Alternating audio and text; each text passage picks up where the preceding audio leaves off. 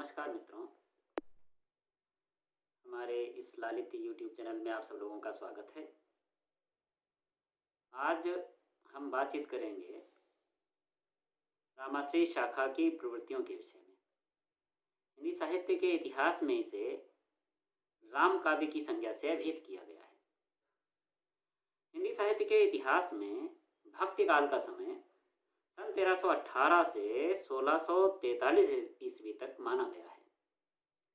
निर्गुण और सगुण भक्ति के आधार पर इस कालखंड के साहित्य को ज्ञानाश्रयी, प्रेमाश्रयी, कृष्णाश्रयी और रामाश्रयी शाखा के रूप में विभाजित किया गया है। इस शाखा के कवियों ने मर्यादा पुरुषोत्तम राम के चरित्र का वर्णन किया है।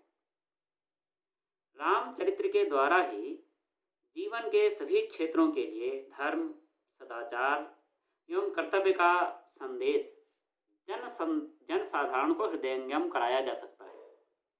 गोस्वामी तुलसीदास इस काव्यधारा के सबसे बड़े कवि हैं। स्वामी अग्रदास, नाभादास, प्राणचंद्र चौहान और हृदयराम इस धारा के अन्य कवि हैं। इस वीडियो में राम भक्ति शाखा की प्रमुख प्रवृत्तियों का विवेचन किया जा रहा है कि पहली विशेषता राम के साकार रूप की उपासना है। राम भक्त कवियों के उपास्य देव राम विष्णु के अवतार हैं। वे परम ब्रह्म स्वरूप हैं। तुलसीदास ने रामचरितमानस में कहा है कि जब जब होई धर्म कई हानि, बाढ़ई असुर अधम अभिमानी, तब तब धरि प्रभु विविध शरीरा, हरहि दयानिधि सज्जन पीरा।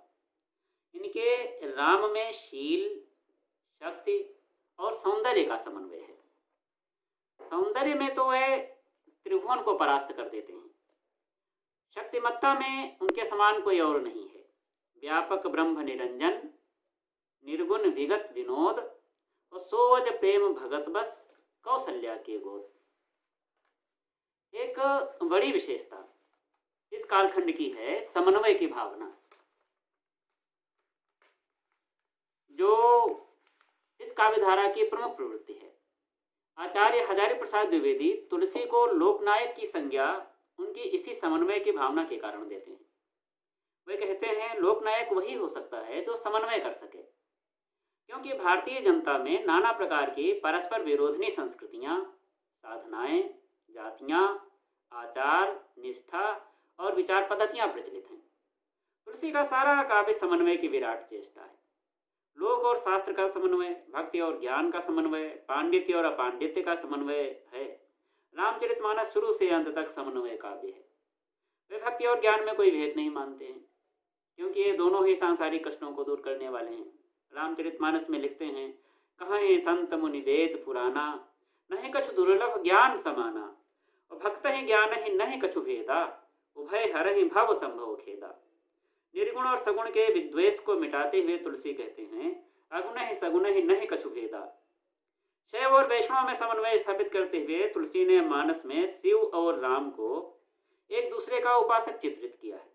राम कहते हैं, शिव द्रोही मम दास कहावा, सो नर मोहि सपने हो नहीं पावा, औरो एक गुपुत मत, सब ही कहूँ कर जोरे, और शंकर भजन बिना नर, भगत न पावई मोरे। इसी तरह प्रबंध और मुक्तक, ब्रजभाषा और अवधि तथा उच्च और निम्न वर्ण के लोगों में भी इस कालखंड के कवियों ने समरसता और समन्वय स्थापित किया है। एक अगली विशेषता है सभी रसों की प्रधानता। ये भक्ति काल का एक कालखंड है, इसलिए इसकी प्रमुख प्रवृत्ति भक्ति भावना है। राम भक्ति शाखा का पूरा काव्य भक्ति भाव से ओतप्रोत है।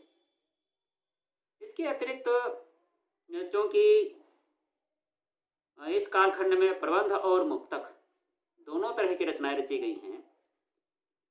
प्रबंध काव्य में कथा की यह मांग होती है, जब किसी महान नायक के पूरे चरित्र का वर्णन किया जाता है, बखान किया जाता है, तो उसमें करुणा का भाव भी आता है, भक्ति का भाव भी आता है, श्रृंगार का भाव भी आता है, क्रोध का भी भाव आता है।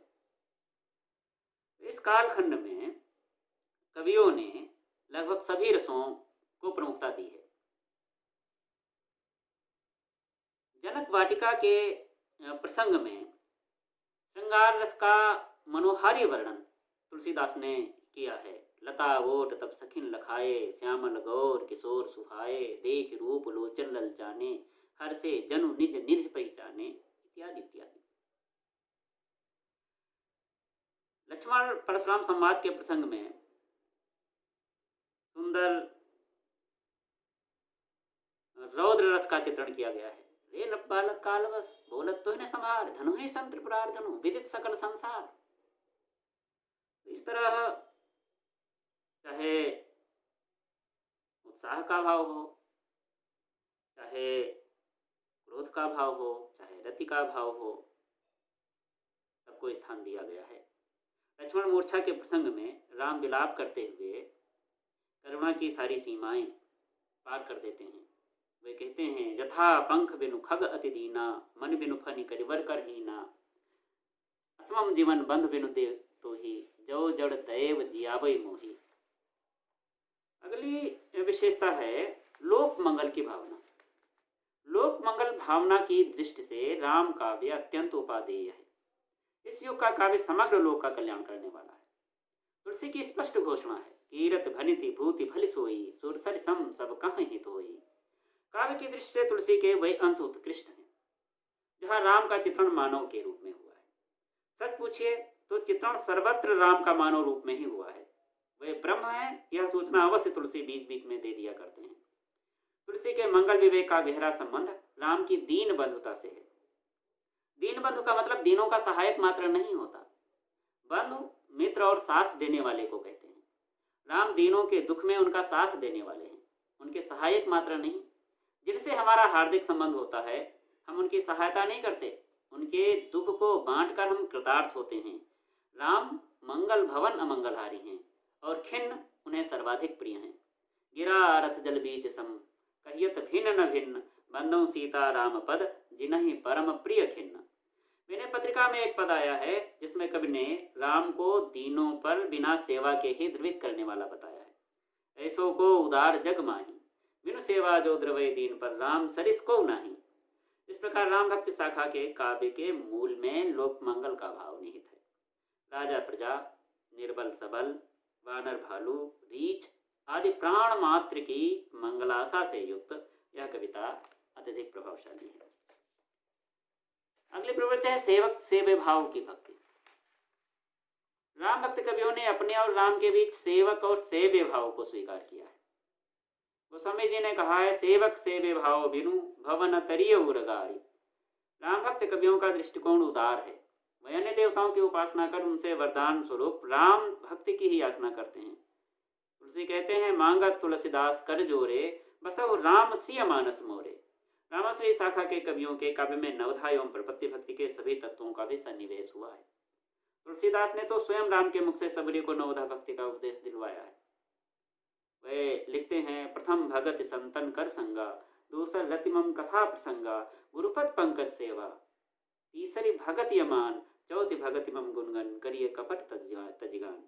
यद्यपि इस युग के में भक्ति के आलम्बन राम है, परंतु दूसरे देवों की भक्ति का चित्रण भी हुआ है। स्वयं तुलसीदास ने हनुमान बाहुक में हनुमान की स्तुति की है। इसके अतिरिक्त उन्होंने श्री कृष्ण गीतावली, जानकी मंगल, पार्वती मंगल आदि रचनाएं भी रची हैं। एक और जो प्रमुख प्रवृत्ति है, प्रमुख विशेषता है इस कालखंड की, वह है इसकी दार्शनिकता। इस शाखा के कवियों के ने ब्रह्म, जीव, जगत और माया आदि पर भी अपने विचार व्यक्त किए हैं। माया के विषय में गोस्वामी जी का मानना है, गो गोचर जहाँ लगी मन जाए, सो सब माया जाने हो भाई। इन्होंने जीव को ईश्वर का अंश माना है। वे लिखते हैं, ईश्वर अंश जीव अविनाशी, चेतन अमल सहज सुख राशि, सो माया बस भयो गोसाई, बंधो की मरकट की नाई। अवधि और ब्रज दोनों भाषाओं में काव्य रचना इसकी एक मुख्य विशेषता है। राम भक्त कवियों ने अवधि और ब्रज दोनों भाषाओं में अपने काव्यों को रचा है। तुलसीदास की रामचरितमानस अवधी भाषा में लिखी गई है, जो अत्यंत लोकप्रिय रचना है और आज भी समस्त उत्तर भारत में इसका अखंड पाठ का आयोजन किया जाता है। विनय पत्रिका, कवितावली, गीतावली, बरवै रामायण आदि रचनाएं उनकी ब्रज भाषा में है। दोनों ही भाषाओं पर इनका जबरदस्त अधिकार है। इनकी भाषा परिष्कृत और परिमार्जित है। तुलसी की भाषा के संबंध में डॉक्टर हरदेव बाहरी ने एक जगह पर लिखा है, उसमें न तो वीर गाथाओं की कर्कशता है, न प्रेम काव्य की ग्रामीणता और न ही असंगति और विशृंखलता। तुलसी का शब्द चयन पांडित्यपूर्ण है। प्रबंध एवं शैली मुक्तक शैली अन्य विशेषता है। इन कवियों ने प्रबंध और मुक्तक दोनों शैलियों में काव्य रचनाएं की। गोस्वामी जी ने रामचरितमानस की रचना प्रबंध शैली में की है, तो उनकी अन्य रचनाएं मुक्तक शैली में है। अलंकार एवं छंद। राम काव्य में उस समय में प्रचलित लगभग सभी अलंकारों और सभी छंदों का प्रयोग किया गया है। दोहा, चौपाई, सोरठा, सवैया, कवित आदि इनके प्रिय छंद थे। अनुप्रास, रूपक, उपमा, उत्प्रेक्षा आदि अलंकारों के प्रयोग में वे बेजोड़ हैं। तो जी उनको अनुप्रासों का बादशाह कहते हैं, अनुप्रास का बादशाह कहते हैं। निष्कर्ष यह है कि राम काव्य हिंदी का उत्कृष्ट साहित्य है। वह आज के समाज के लिए भी प्रासंगिक है और कल्याणकारी है। आज के वीडियो में राम काव्य की विशेषताओं की चर्चा इस प्रकार आप लोगों के सम्मुख की गई। अगले वीडियो में नए विषय के साथ पुनः मिलते हैं। धन्यवाद।